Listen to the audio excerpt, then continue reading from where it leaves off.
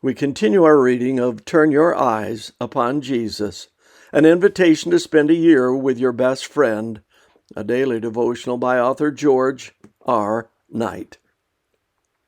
Today's reading, March 13. Whose slave are we? No man can serve two masters, for either he will hate the one and love the other, or else he will hold to the one and despise the other. You cannot serve God and mammon. Matthew 6:24. That verse was undoubtedly more forceful in the ancient world than it is to us. The verb translated as serve is from doulos, the word for slave.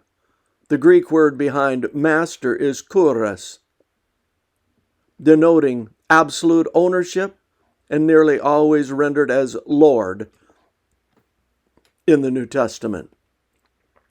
Thus, the idea of Matthew 6:24 is that no one can be enslaved to two owners or lords at the same time. To catch the full impact of this statement, we need to realize that the ancient world did not regard a slave as a person, but as a living tool. Slaves had no rights of their own. They were completely under the control of their masters, who could do with them as they wanted. Masters could sell slaves, beat them, throw them out, or even kill them. A second thing to note is that in the ancient world, slaves had no time of their own. All of it belonged to their master.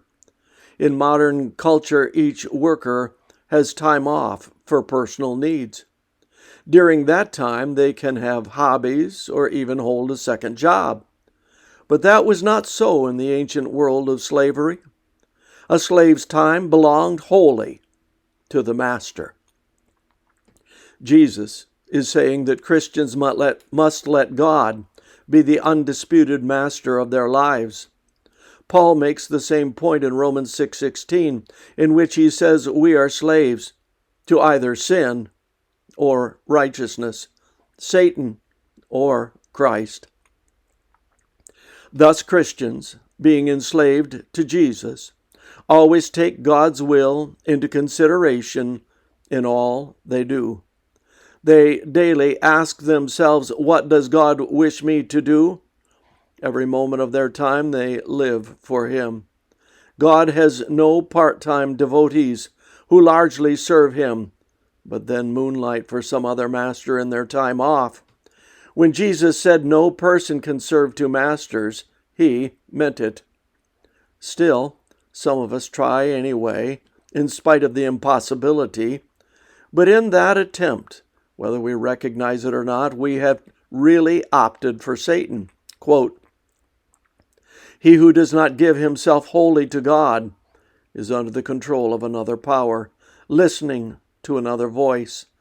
Half and half service places the human agent on the side of the enemy as a successful ally of the host of darkness."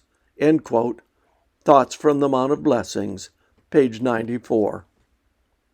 This concludes our reading today of Turn Your Eyes Upon Jesus.